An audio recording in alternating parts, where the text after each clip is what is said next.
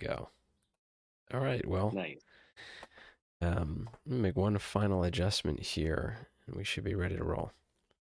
Nice. Sorry for the last minute. This is my first online venture of the day. I had to pop on and quickly find out where I was going. Hey, good for you. I, I was out of town for the for the holiday weekend, and just Oh, returned, and nice. yeah, it's like, of course, an avalanche of stuff. Of course, like this is the way. Yeah. Where'd you go for Memorial Day? Just down to my folks' place. They live in Delaware, so like right near the beach there. So it was cool to, you know, Oh, nice. get Yeah. in the water for a bit. It's warming up. Yeah, is it full blown summer there now? Yeah, it was warm, no doubt, man. It was definitely warm. It got in the 90s yesterday. Nice. We got solar. How's it going, Guys, solar? Hey hey, doing good, yo, Paul. Hey, T Wells. Hey guys, I was watching the content on like you prepared Teals, but that's fantastic, man. The latest one for the DAOs.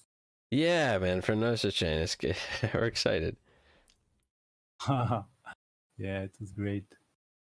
Like everything that was there, like it was pumping all useful information. Like awesome, awesome Hey, work, thanks, man. man. Yeah, it's your boy is the man. He's done a lot of the editing work on that. It's pretty awesome. He's really great. Oh yeah, the editing is also neat.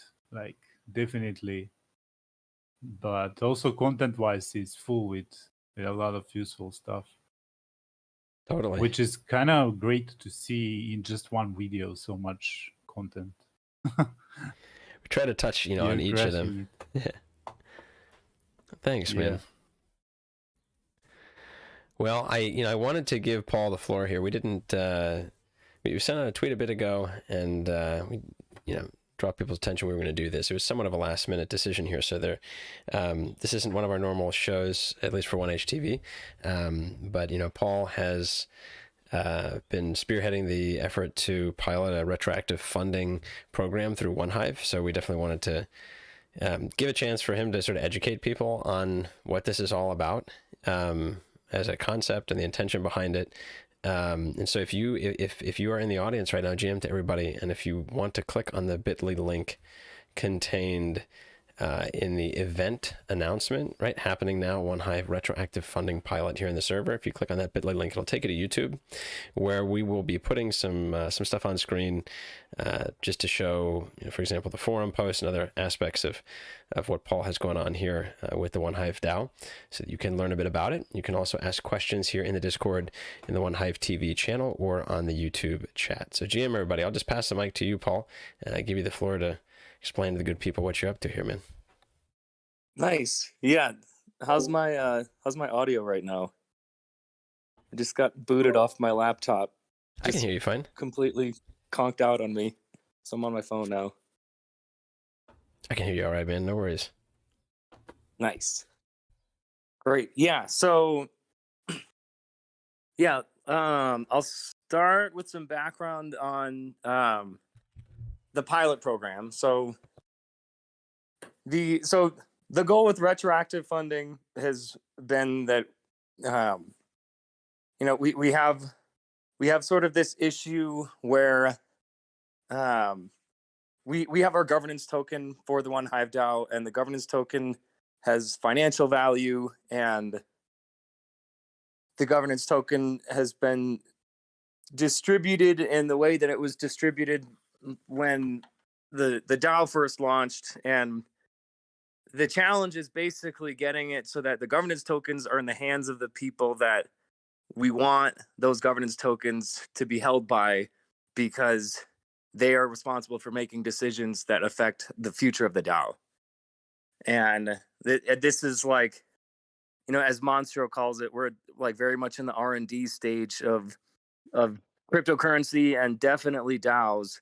And one of these challenges that we're realizing is that it's hard to the fact that our governance tokens are our voice in the community, and they also have financial value that people can buy and that people want to hold on to for speculative value, it's like it's a good thing. It's like kind of the most beautiful part of the technology is that we're associating a financial value to these things that people care about, which is their communities that they're a part of and that they want to have influence on the future of.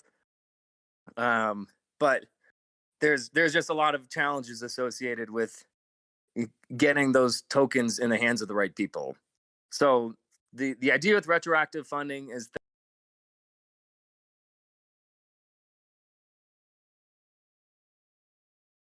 these are creating the most value for the DAO. And so the way that we did that with the pilot program was that we set aside a percentage of our common pool. We just did 1% for the pilot program. And basically, all of the One Hive community is competing with each other for a portion of that 1% of tokens. And so for that pilot program, it was 77.5 honey, and anyone could apply to get to basically make a case that, hey, here's what I've done recently for One Hive, and here's how it's created value, and like this is something that One Hive should be happy about, and that they should be wanting to encourage more of in the future. And so any working group or any individual could apply for that. As it turns out, basically the swarms of One Hive were who were applying for that. So there was a BuzzDAO application, there was NFBs, there was Gardens, there was Blossom Labs, which is the EVM CRISPR working group that Sem runs. And so it kind of worked out well that it was our working groups that we call swarms at One Hive that were making the pitch for what they've done for One Hive. And I'm not sure how much everyone here is familiar with the One Hive governance system, but we use conviction voting. And so when there's a proposal up, people can stake on that proposal. As you stake, your voting power grows in weight over time the longer that you stake it on a proposal. And so each of these working groups had a suggestion proposal, and everyone was able to vote on each of these proposals. And we used the proportion of support for each proposal to divvy up the 77.5 honey to each of the working groups. And we didn't just send out those honey to the working groups. So we set them in superfluid streams that vest over 6 months.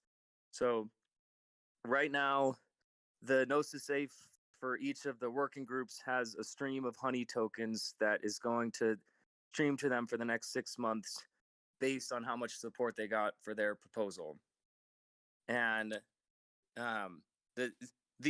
so I kind of used the form as our feedback for this, and I just posted some polls in the form, and it sounds like, generally speaking, people thought that this was a successful pilot. And so what we would like to do is up the amount of honey a good amount. I personally, I think it should be like a very significant portion of the common pool, because this is like the most important distribution of honey, in my opinion, is to the actual individuals that are working to make One Hive what it is. And so what I'd like to do is spearhead a funding proposal for much more honey, and we set a deadline for 3 months after the last deadline, which was April 30th, I believe. Was it April 30th or was it May? I think it was April 30th, which would be May, June, July. So yeah, 2 months from now. But basically, that's a lot more time than we had in the pilot program, and quite rushed. And we had a deadline set just a few weeks away, and not everyone was familiar with the program, but we're kind of making this up as we go. So we had to figure out how this was going to work, and we had to have everyone understand why they were going to be making applications. But I think we've gotten over a lot of the heaviest, most difficult part of setting up this program with that pilot, and so I think that another round of this is going to go really well. I think if we get the funding approved for it now, and so everyone sees that there's a lot of honey sitting there waiting to be distributed to whoever is creating the most value right now, I think that's going to help motivate people to work to create value for One Hive so that they can have a legitimate application to get a good stake of that retroactive funding. So that's like the 10-minute what we're trying to do here and why this is important for the DAO. And there's a lot of iteration that needs to happen, and the system obviously isn't perfect yet, but that's the high level goal.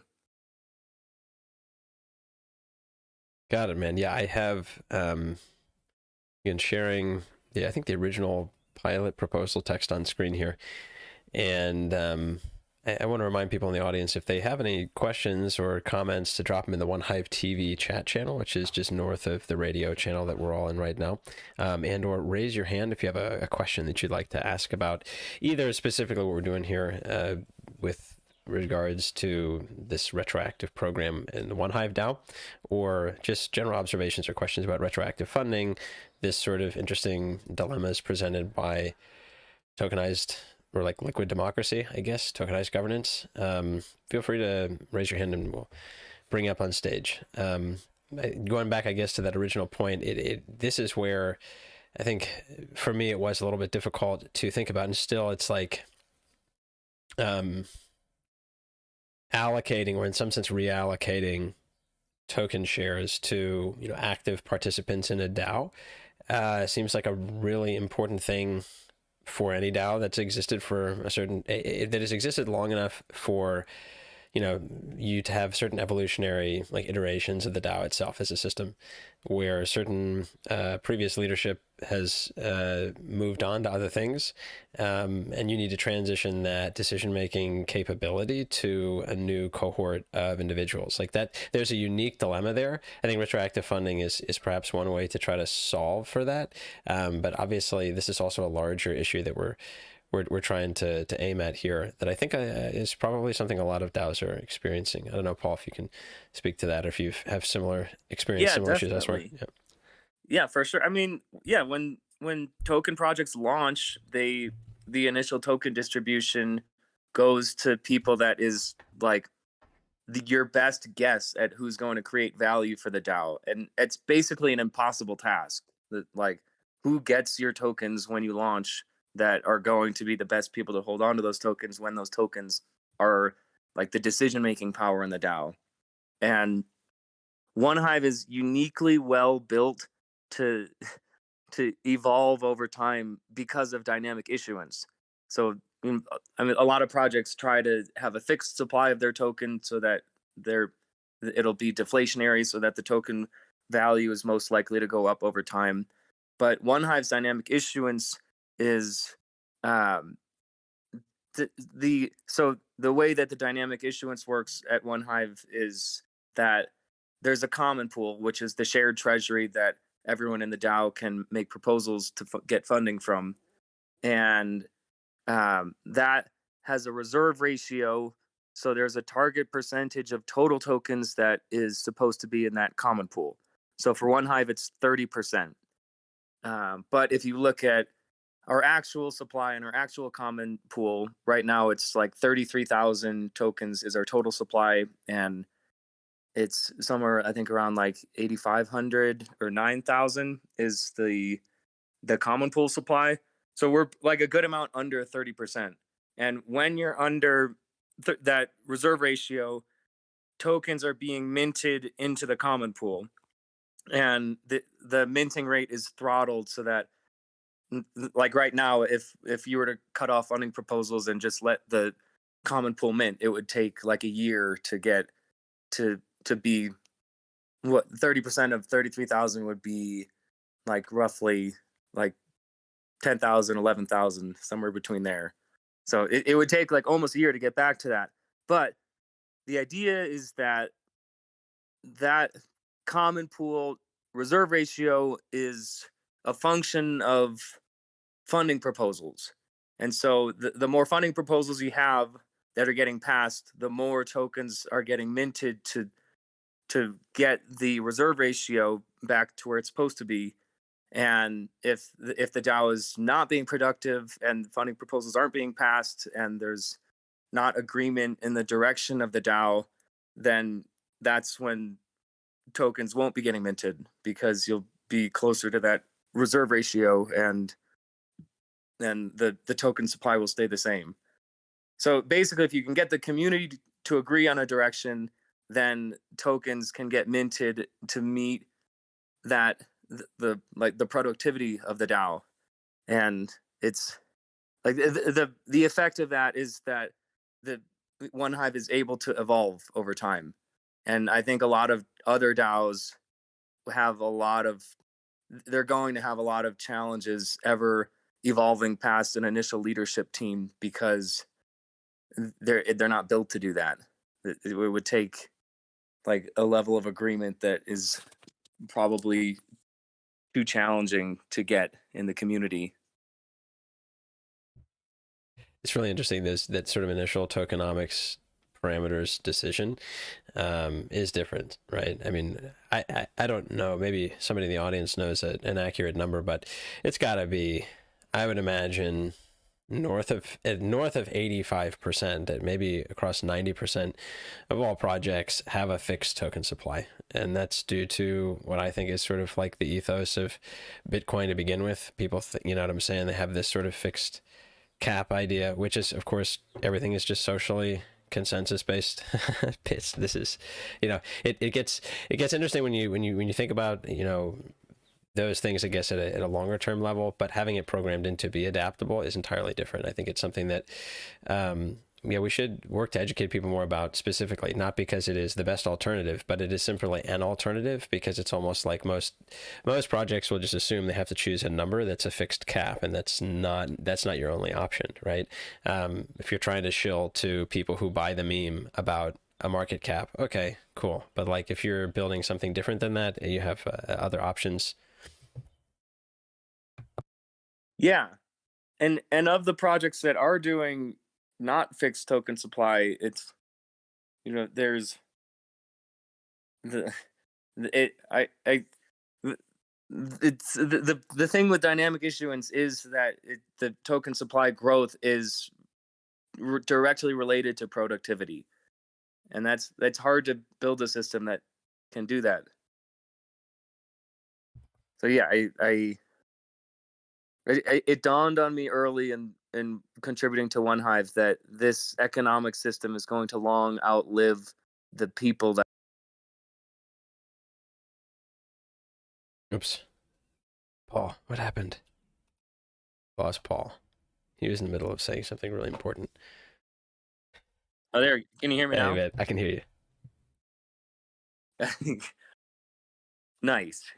Yeah, well, I was talking about how, yeah, it pretty early, as I was reading about this stuff when I was early contributing to One Hive, it dawned on me pretty quickly that the economic system of One Hive is going to long outlive the people that created the system and any group of contributors that's contributing to it at a given time.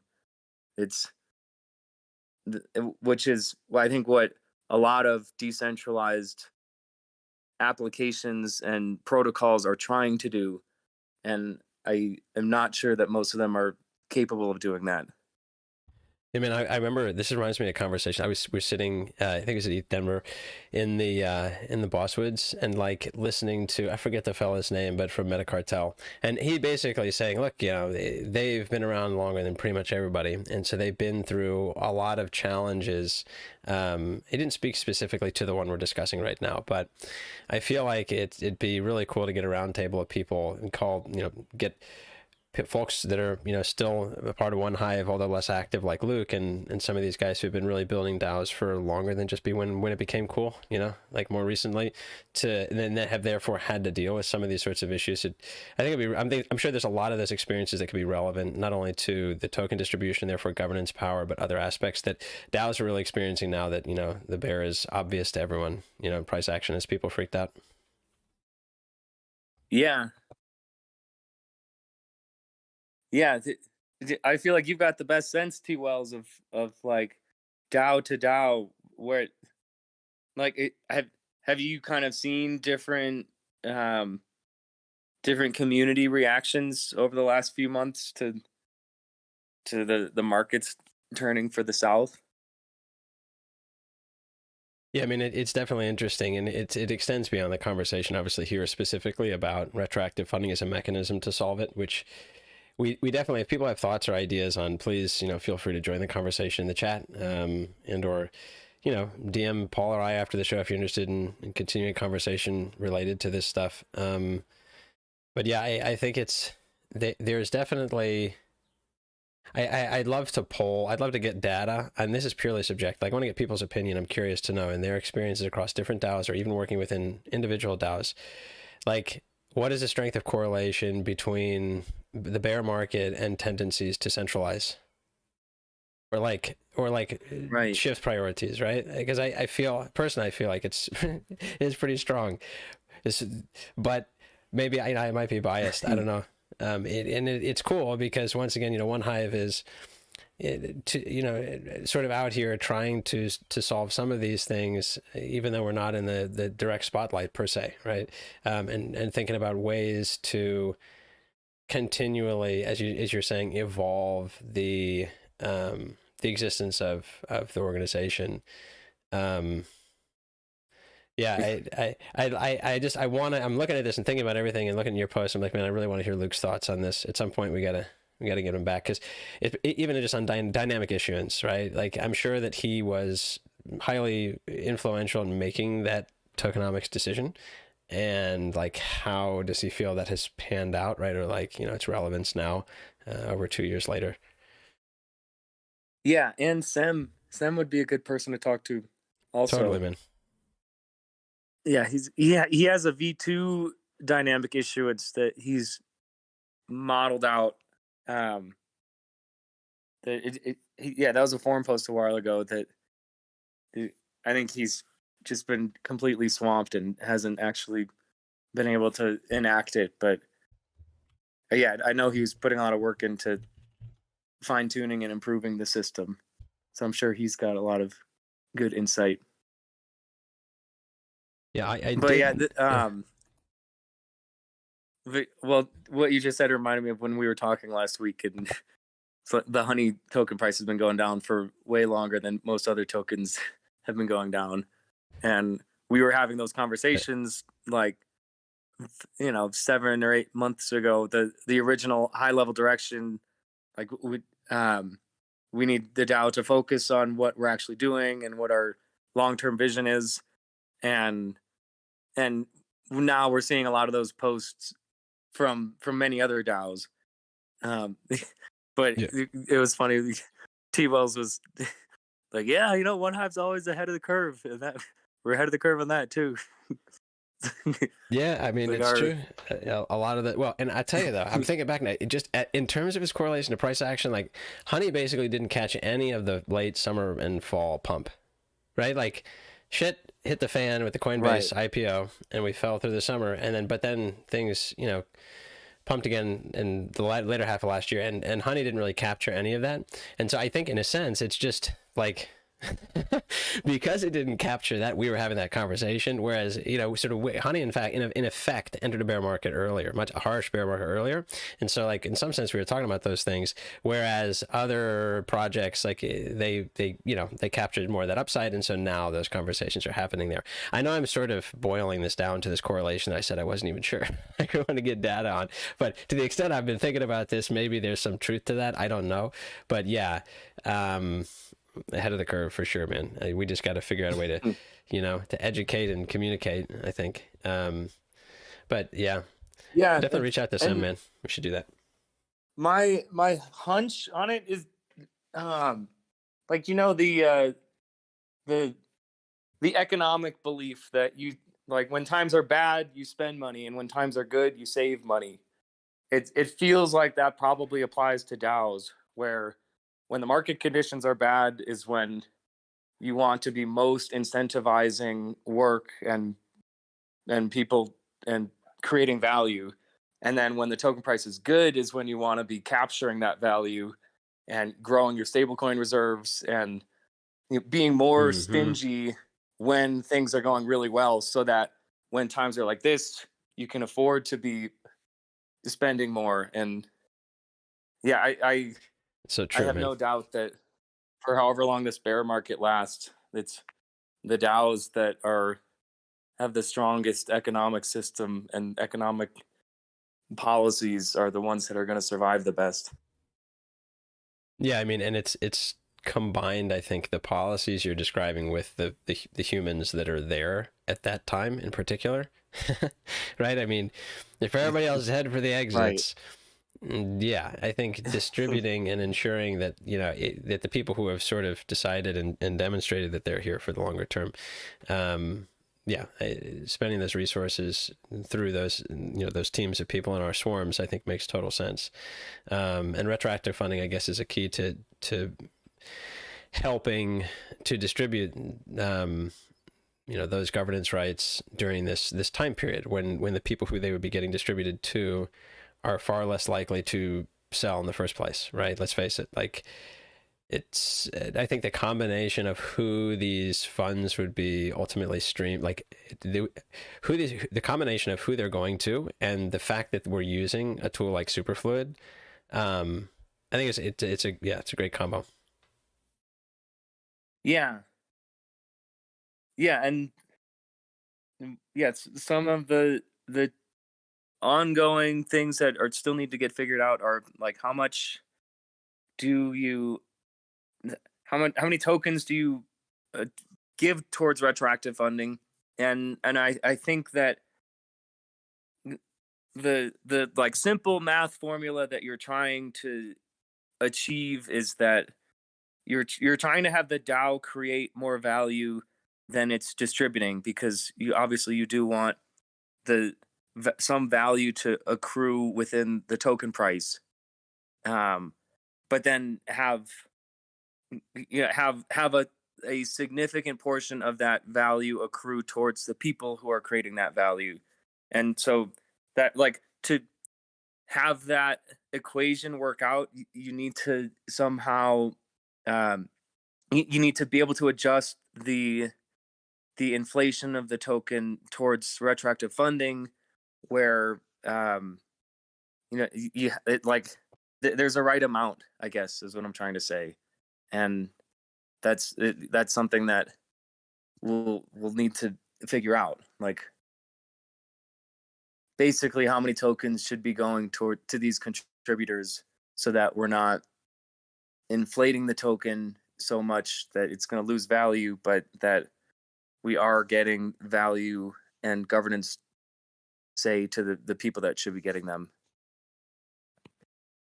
Yeah. Well, and I think that, like, a lot of people, again, it'd be cool to get some data on this, but my sense is that a lot of people enter Web3 and they like do bounties first. I mean, I'm speaking from my own experience. I think, Paul, you did this more or less the same path, where, you're not full-time in Web3, but you're doing bounty work for a DAO, and you get context and learn about that, have opportunities to contribute.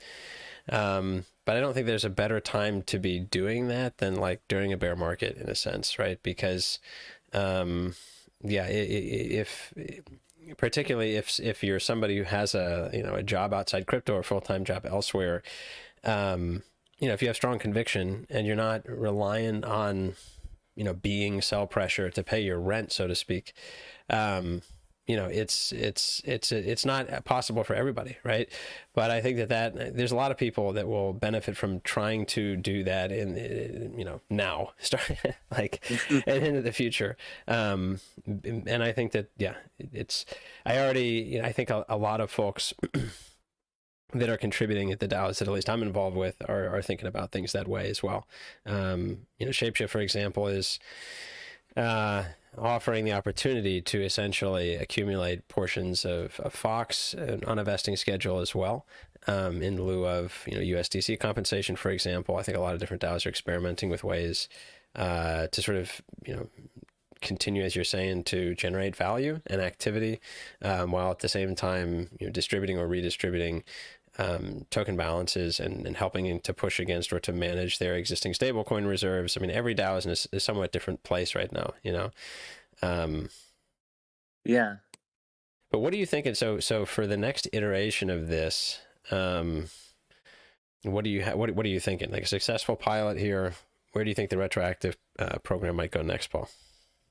Yeah. So I made a post in the forum with just like some quick bullet point thoughts on some things. One thing that would be nice is to have an interface for this. And I was imagining a way that we can do that without even changing anything about the governance structure, but basically have a suggestion proposals be batched under one topic. So like in the case of retroactive funding, you have like a batch of suggestion proposals that are all retroactive funding, and just basically have the interface show that these suggestion proposals are related to each other. And setting it up like that basically just creates a poll. Like there's a question and anyone can add their answers as suggestion proposals, and people can vote for their favorite answer basically. And I think that's, because we have suggestion proposals which are binary. You either support it or you don't support it. But I think some kind of poll batched suggestion proposal like that would be useful for any of the Gardens DAOs and for other uses in OneHive too. Like anytime you have a question that there might be multiple possible answers to that, but you want an on-chain consensus for it. So yeah, I think that would be something that would be cool to build out for the next round. I think it would be cool to rebrand it. Retroactive funding, that word gets thrown around a lot in crypto, and it means a lot of different things a lot of places. Vitalik made it popular, obviously, with his retroactive public good funding piece that he wrote, and that's not so far off. It's basically just saying that like we should fund public goods, and the best way to do that is to see how valuable they are and then attribute that value to them after the fact. So yeah, it's basically that idea. But I think it'd be cool to get some OneHive or some Gardens kind of branding on it. So the name that I thought was a good brand and also like shows what's actually going on is a harvest. That's like the gardens thing that we're doing, where everyone's growing their fruits, and then like every few months people sow the fruits of their labor, so to speak. Yeah, so I think a rebranding would be cool. I think yeah, pick the one thing I like haven't, I don't even have an opinion on yet is like deciding on the amount. And I'm kind of imagining that probably what happens for this next round is that there's just a poll in the forum that says how much of the common pool should we use for the next round of retroactive funding, and then get some kind of community consensus on that. I think that probably works early on, but as this continues to develop, there probably needs to be like a more thought out system for deciding the amount of tokens used for retroactive funding. But like very broadly speaking, I just feel like it should be a high number. Like it should be a significant portion of tokens that are being spent from the common pool, because the most valuable thing are the people that are contributing to this project. So yeah, I think those are the big things I've been thinking about. Yes, I'm wondering, like, is it worth discussing and ways by which we might distribute honey to enable this new cohort of decision makers to be empowered, right? And in a sense, really lock up those tokens. In other words, I was with I don't know, Rome. No, it wasn't Rome Finance. It was some project last year, and we were talking about the idea of making it possible for me or you, Paul, or anyone who wants to be, making a funding proposal, for example, or to support an existing funding proposal, to like borrow honey from an existing holder, even pay some yield, for example, on that. But like, I guess if we're just focusing on empowering a new cohort of decision makers, like, there's a lot of ways that could be done. And, if there are ways to do it where, for example, you are minimizing and or really removing sell pressure from the equation entirely for an extended period of time, like, everything's a trade-off, right? So I'm curious, just hearing like almost a forum debate between, people who are much smarter than me about this kind of stuff. Like, what are the options that we could come up with? Like, retroactive funding, or however we choose to describe it, is, I think, just but one tool to enable this process, right? Yeah, definitely. And so I think I sent you the spreadsheet of like the honey token distribution right now, of like where honey lives. And looking at it, the distribution at a high level was it was kind of like interesting to see where the honey lives right now compared to maybe where it should be living. And another thing that I noticed was, it seems like the swarms don't have nearly as much honey as they should have. So like, basically our current situation is that swarms are like operating on a, like, when they're making a funding proposal for honey, it's because they're out of honey, and they need to get whatever amount they can get approved to keep working. But it kind of seems to me like, the swarms, right, right behind the individuals who are contributing, the swarms are like the organizational structures above that are creating value. And if if we can expect that the swarms will be responsible with a budget of honey, it seems like the swarms that have proven that they've been valuable should be holding a good amount of honey, so that they're operating at a surplus and not needing to worry about, are they going to make their next paycheck, or can they afford to do whatever next project that they want to do. Well, this is So the that made me think of fluid proposals, which is what Gabby and Sem have been working on, which are streaming funding proposals from the common pool, and that also uses superfluid. But the idea is that instead of funding proposals that either pass and give all the money right away, you have funding proposals where the support is actually the kind of like the valve opening, where it's tokens stream based on the level of support for that fluid proposals. And that's the way Gabby and Sem put it, is it's more true to the nature of conviction voting.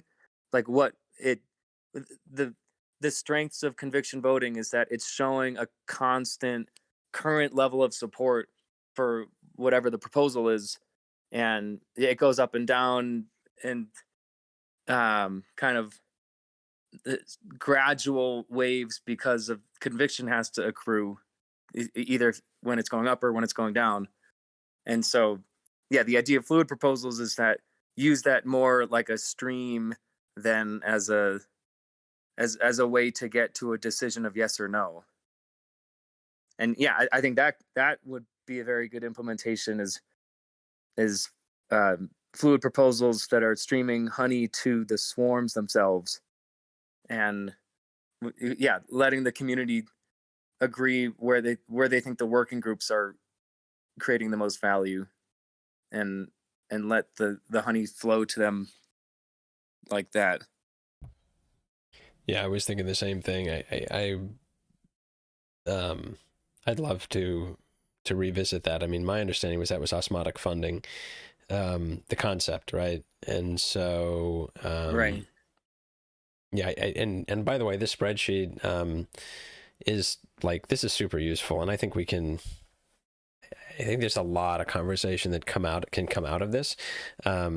We'll drop it in the chat in a bit, folks. If you are watching here in the Discord, or listening rather on Discord, we do have it up on the screen for YouTube, so you can see the spreadsheet here that Paul has put together with, basically where honey lives, and then your thoughts about that.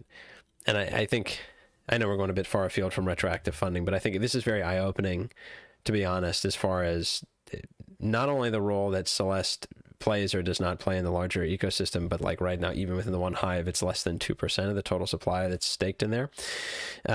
So can I ask you a couple questions, Paul, just about the spreadsheet, just real quick? Yeah. So like, awesome. In the other category, which is almost a third, it's like over 30%. Is that more or less just wallets then? Yeah, I don't have a great sense, to be honest. I was racking my brain for what it could be besides just individual holders.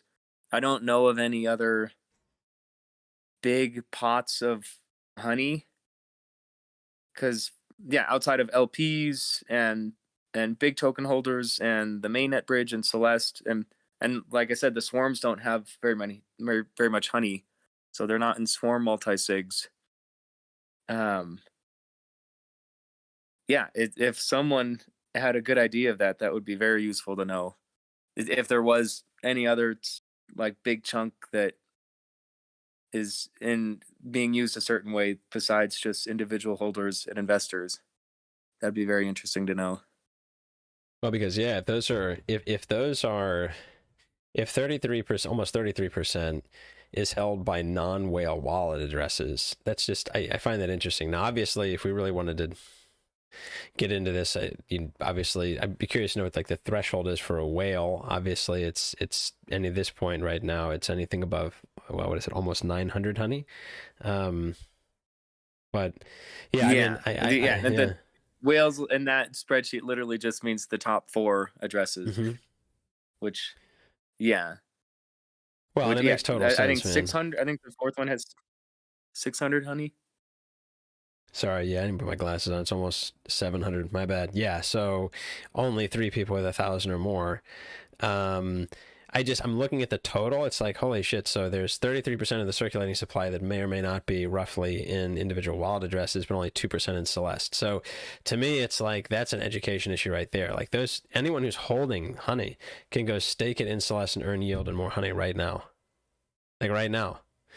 So I'm just saying, I think that seems like, even in terms of a marketing plan, right? Yeah. I mean, it's saying, look, if you can even get 1/10 of those people to participate in Celeste, you're going to like double the current amount that's staked to the protocol. So, and I think that's a separate conversation if people are familiar or not with Celeste, but it is an interesting tool.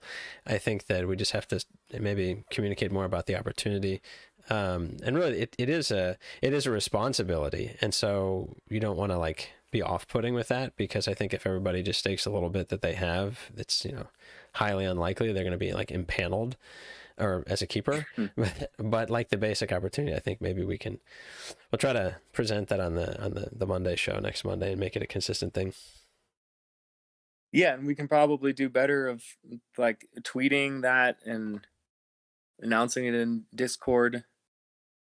Yeah, the fact that so little is staked in Celeste means to me that people just don't know about it, because it's like, you're getting 25% yield on it. So you're and the only responsibility that you have is you might get an email in like 5 months saying, hey, there's been a dispute and you've been called to help figure out this dispute. I mean, it's basically signing up for jury duty and you get paid for it, whether or not you get called to jury duty, which is kind of a cool It's true. concept. Just It is.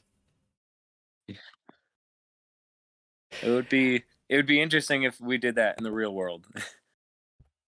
You'll be able to stake your Fed people coin. could stake on our judicial system and Oh, Jesus.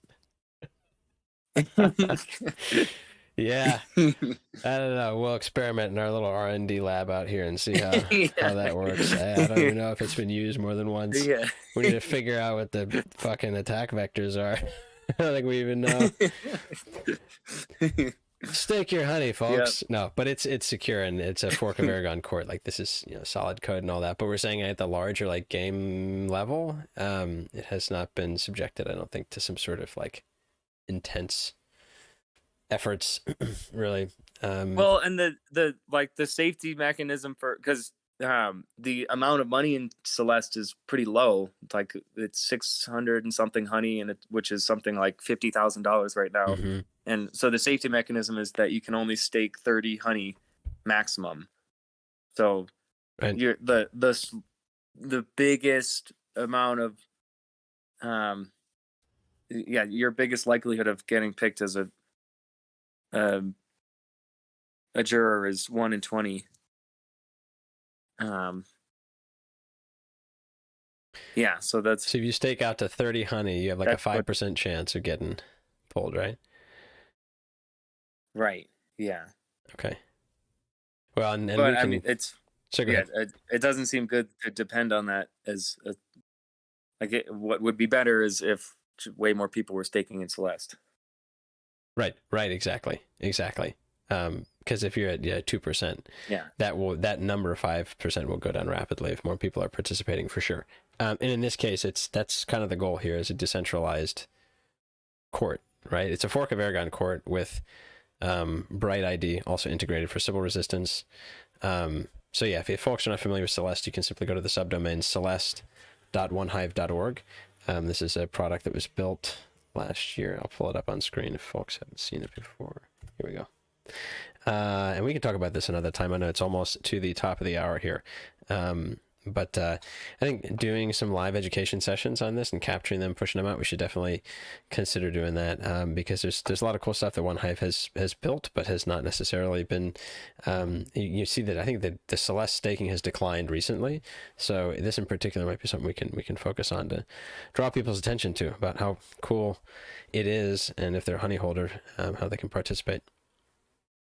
Yeah, and another thing that I think would be that would take a technical build out that would not be simple, but if we were able to have people simultaneously stake in Celeste and vote on proposals, then I think that would help. It's really important. There's something like 5,000 active honey in proposals, so way more in proposals than is in Celeste. And obviously a big part of that is that there's that 30 token maximum. So some of those whale wallets that have tons of active proposal honey staked, they're maxed out on Celeste staking. Right. But yeah, I do think that would be something else that would help. And then there also, maybe there's a way that other gardens could be incorporated into Celeste, where just, I guess, some way of incentivizing more of the DAOs to be staked in Celeste. I don't know how you would incentivize that, but it seems like, yeah, there's maybe some innovation that can happen in how the DAOs are collectively supporting Celeste. I'd agree with both of those, man. I'd say to the first one, yeah, I understand it's technical, but it's needed because it's high friction. I mean, it's not just the number of transactions that you have to do to withdraw it, but you have the cooldown time, when you withdraw from Celeste, right? all of which are important to that protocol, in my opinion. Like all those, that makes sense. I'm not saying like change those mechanisms, but it's more like, as you're saying, if you just read your balance there, I know I'm making it sound simple, but there are a lot of other DAOs that are having a similar conversation, not necessarily about a tool that they built like this, but that if they're doing Snapshot as their governance front end, they want to enable people who are LPing, who are have their tokens on multiple chains. I mean, so to be able to participate in governance, and so it's possible, right? But making it making it possible on the actual OneHive Garden, I guess, and it would take some technical work for sure. But yeah, I think that the combination of participating in Celeste and then also being able to participate in governance, should you choose to do so, shouldn't require a high friction user experience. But then I guess to your second point, wait, I'm sorry, what did you say second, Paul? I had something else to say. I apologize. Yeah, getting the other gardens DAOs. Yeah. Because in a sense right now, all of these communities are in fact, trusting the ultimate arbitration of any conflict on their on-chain conflict, right? Any issue to be resolved by honey holders. Like that's just the fact of the matter, right? If a proposal were challenged on the Giveth, front end or on any of the communities here, right, it would be elevated to Celeste. Then the jurors would be, as we discussed earlier, dependent. They would be impaneled depending on the amount of honey that they have staked. So like, I think that that's an interesting ecosystem dynamic, but at the same time, it is like there may be some interesting opportunities, as you said, for innovation around that. Yeah. And I think just in terms of where inflation goes, like obviously I'm talking a lot about retroactive funding as a really important use of inflation, but Celeste is a really important use of inflation. This is like one of the key security components of a lot of money right now is based on Celeste. And that APR is I think it's just a good idea to find good ways to encourage people to put their money into Celeste and secure the system. I say we do another session, maybe just talking about Celeste specifically. And I do have to head out here momentarily, and I think you probably do too, Paul, but I wanted to just say GM to everybody for joining us here in the Discord and on YouTube. Hope this has been somewhat edifying about the intention of retroactive funding that Paul has spearheaded. And I think it's also pointed us in another direction as far as what we need to do another thing we can do to help educate folks, specifically maybe about Celeste. Yeah. And a Celeste show would be great. But for retroactive funding, I would really encourage everyone to get in the forums and discuss this in the forums. One of the effects of the quieting down of a DAO is it's a little harder to engage people in discussion about these really important things. And so I would say like anyone with questions or input or opinions on any of this should really be in the forums and making those heard. Absolutely, folks. Forum.onehive.org. Feel free to head over there. And if you're new to OneHive, introduce yourself and join maybe the conversation on public goods or on retroactive funding for the OneHive public goods. Nice. Thank you, Paul. Right, sir. Thanks a lot, T. Wells. Yeah, man. We'll chat again soon. Yeah, we got to do it again soon, man. Let's do it on Celeste sometime in the near future. And if other people have stuff they would like us to cover and talk about, feel free to drop us a line in the chat. All right, GM, everybody. Hell yeah, brother. Talk to you soon. Take care, man.